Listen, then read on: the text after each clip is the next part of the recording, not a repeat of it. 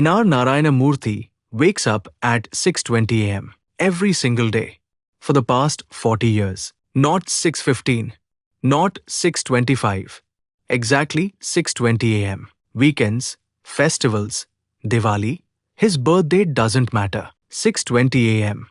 Ratan Tata used to reach office before his secretary every morning for decades. And Sundar Pichai? He's been following the exact same morning routine since his days at Stanford. These aren't habits. This is something way scarier. And here's what nobody tells you. The gap between you and the top 1% isn't talent. It's not luck. It's not even hard work. It's a specific type of discipline that makes normal people uncomfortable. By the end of this video, you'll know exactly what separates a 50 lakh rupees executive from a 50 crore rupees CEO. But I'm warning you, once you see this, you can't unsee it. Let's deep dive into it. I spent months studying the daily routines of India's top CEOs. Mukesh Ambani, Kiran Majumdar-Shaw, Nandan Nilekani, Falguni Nayar. And here's what blew my mind. They're all following the exact same invisible system. Not time management, not productivity hacks, something much deeper. Look at this. Indra Nooyi, during her PepsiCo days, used to sleep only 4 hours but never missed her 4 a.m. workout. Never. Not once. Anand Mahindra tweets at specific times every single day. You can set your watch to it. And here's the creepy part: when journalists ask them, how do you stay so disciplined? They all give the same weird answer. I don't think about it anymore. It just happens. Wait, what? Billion-dollar decisions, massive pressure, constant travel, and discipline just happens? That's when I discovered what they're actually doing. And it's not what you think. They all have the irreversible commitment. Here's what's really happening at the top. These CEOs don't make promises. They make declarations. There's a massive difference. When Narayana Murthy said he'll never take a salary higher than the lowest paid Infosys employee until certain milestones were hit, that wasn't a goal. That was a public stake in the ground. His reputation was tied to it. His legacy was tied to it. Breaking it was literally impossible without destroying everything he built. Azim Premji's commitment to philanthropy, not a charitable thought. A public declaration that made him accountable to the entire nation. And here's the key. In Indian culture, when someone at that level makes a public commitment, backing out isn't just failure, it's complete loss of credibility. These CEOs understand something you don't yet. Your brain has two types of commitments: reversible ones you negotiate with every day, and irreversible ones that simply execute. They've made their discipline irreversible. They all have the non-negotiable system. Now watch this pattern. N. Chandrasekaran, Tata Sons chairman, 5:30 a.m. workout every day. No excuses. He's doing this while running a $365 billion conglomerate. Falguni Nayar, Nykaa founder, 6 a.m. morning routine. Maintained it through building a 50,000 crore rupees company after age 50. Satya Nadala's morning reading time, fixed. Non-negotiable. Even during Microsoft's biggest product launches. See the pattern? They're not finding time. They're blocking time that cannot be touched. And here's what most people miss.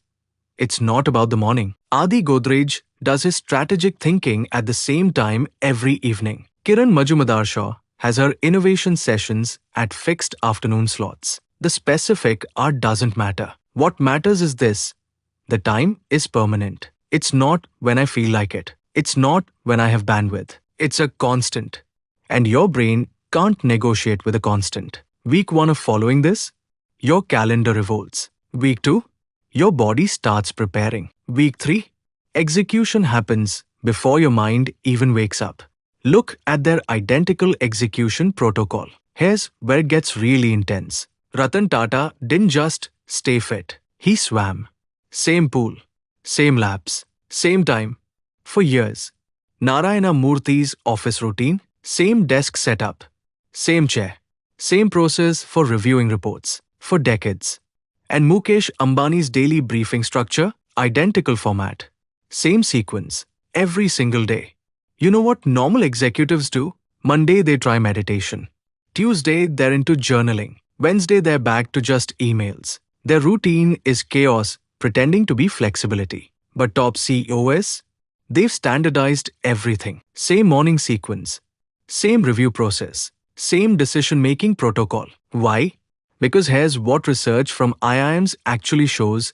Every variation in your routine creates micro-decisions. Should I do this or that? Which order? How long? Each decision burns mental energy. And these CEOs need that energy for actual business decisions, not for deciding when to exercise. By month 2 of identical execution, something crazy happens. The discipline becomes automatic. You're not choosing to execute anymore. You're just executing. Let's discuss the zero gap principle, how they never break. Now here's what separates the top 1% from everyone else. Most executives break their routine the moment something important comes up. Board meeting? Skip the workout. Client dinner? Skip the learning time. Foreign travel?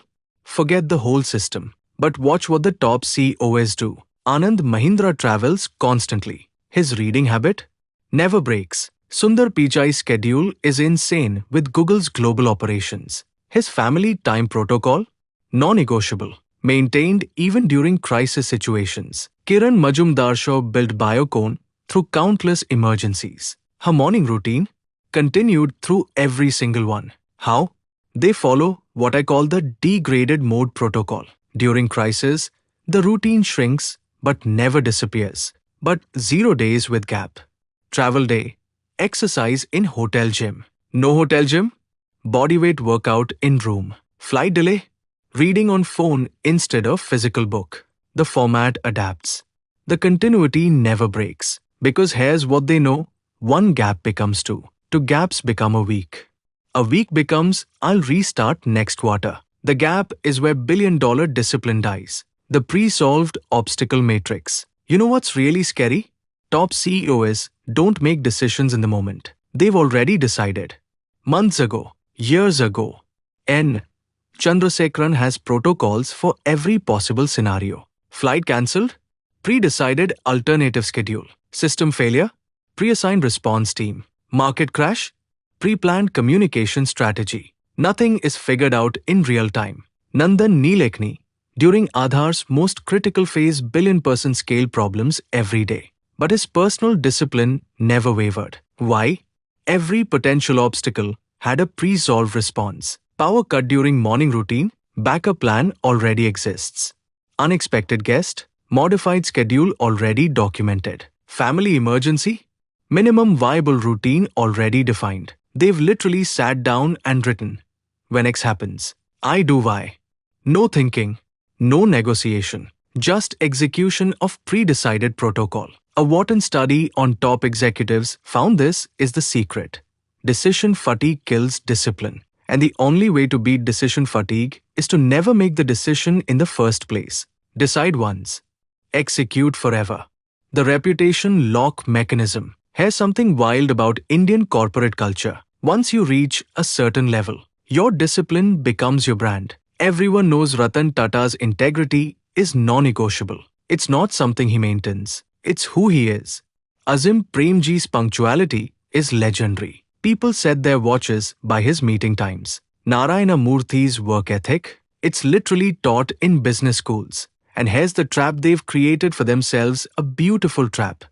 Their reputation now enforces their discipline. If Anand Mahindra suddenly stopped his thoughtful Twitter threads, thousands would notice. If Falguni Nayar stopped her morning routine she mentions in interviews, it would raise questions. Their discipline is now public record. Breaking it would mean breaking their entire professional identity. This is the final lock. When your discipline becomes inseparable from your reputation, you're no longer maintaining habits. Your habits are maintaining you. And that's when you've reached the top 1% level. If this video made you uncomfortable, good. That discomfort is the difference between people who consume content and people who build empires. If you believe more professionals need to hear this truth, like this video right now, so the algorithm knows this message matters. Share it aggressively with the one colleague who says they want to be a CEO, but still negotiates with themselves every morning. Let this reach the people who are serious about leadership, power, and responsibility. And subscribe to Winning at Work. Because this channel is not for motivation seekers. It's for future COS, founders, and leaders who want systems, not slogans. If your goal is the C-suite, this is where your mindset must be trained. Winning at work is where that training happens.